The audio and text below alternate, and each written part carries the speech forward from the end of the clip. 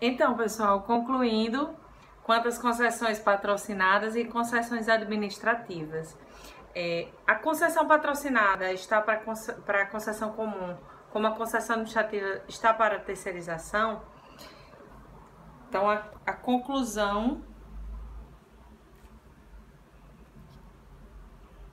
é que sim, na terceirização, a contratação de empresa terceirizada para alocação de mão de obra, em regra, vai ter como objeto a atividade meio, né? Então, na terceirização, há uma prestação de serviço para a administração, assim como na concessão administrativa.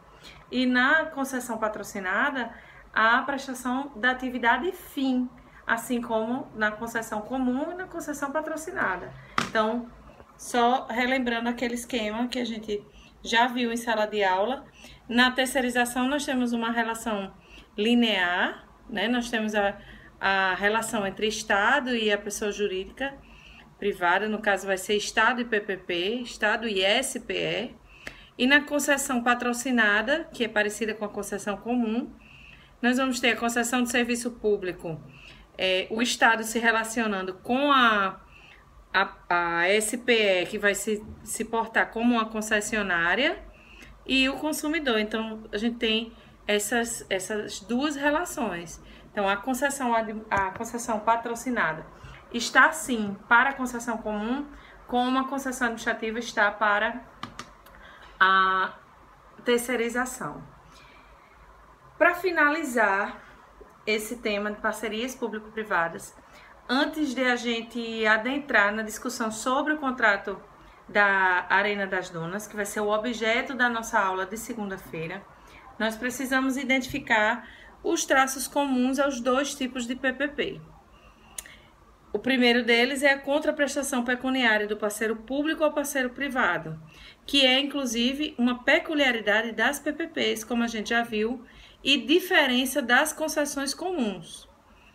O equilíbrio econômico-financeiro, a manutenção dele, deve estar presente não só nas PPPs, isso aí é comum aos dois tipos de PPP, mas também é comum às concessões comuns, né? A repartição de riscos é comum aos dois tipos de PPP e o compartilhamento de ganhos econômicos também. O compartilhamento de ganhos econômicos, porque como o parceiro público é sócio na sociedade de propósitos específicos, então, de todo modo, se houver ganho econômico, ele vai ser atingido, né, vai ser abarcado por aquele investimento, por aquela atuação da sociedade de propósitos específicos naquele segmento, certo? Então, as parcerias público-privadas, elas trazem um novo paradigma. O setor público e o setor privado realizam investimentos em parceria, associando eficiência privada e visão pública de longo prazo. Além do que, os investimentos vão ser em áreas dominadas pelo poder público, né? Transfere-se ao setor privado os riscos de construção e operação, o que induz a eficiência. Mas vejam que esses riscos de construção e operação vão ser para o setor privado,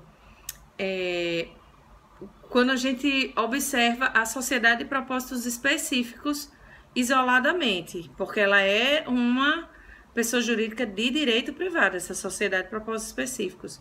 Mas é como se houvesse realmente essa transferência do risco ao setor privado, sendo compartilhado pelo poder público quanto ao risco de demanda, porque se o poder público é sócio da SPE, então ele também vai compartilhar o risco daquele empreendimento não dar certo, né, de não ter demanda.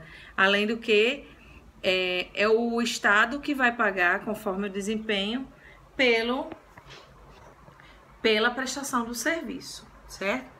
Então, isso viabiliza o investimento. Quanto ao financiamento das PPPs, o financiamento das PPPs vai se dar por instituições financeiras, que vão ser terceiros, e devem ser concedidas garantias tanto de execução do contrato, quanto a garantia de pagamento, quanto a contragarantia do parceiro público ao financiador. Vejam só, essas garantias aqui, elas são uma peculiaridade do contrato de PPPs. Por quê?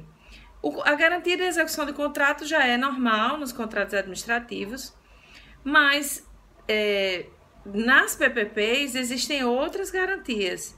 Existe uma outra garantia que não está presente, que é a contragarantia do parceiro público ao financiador.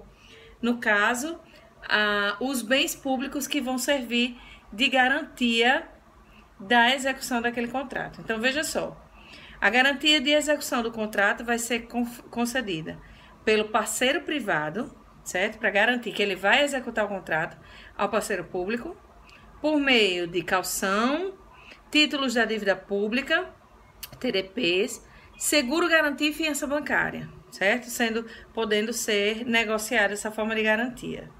Garantia de pagamento, a garantia de pagamento do parceiro público ao privado. Então, vejam a segunda forma de garantia dessa PPP. A garantia do parceiro público ao privado vai ser por meio do fundo garantidor, né, que vai envolver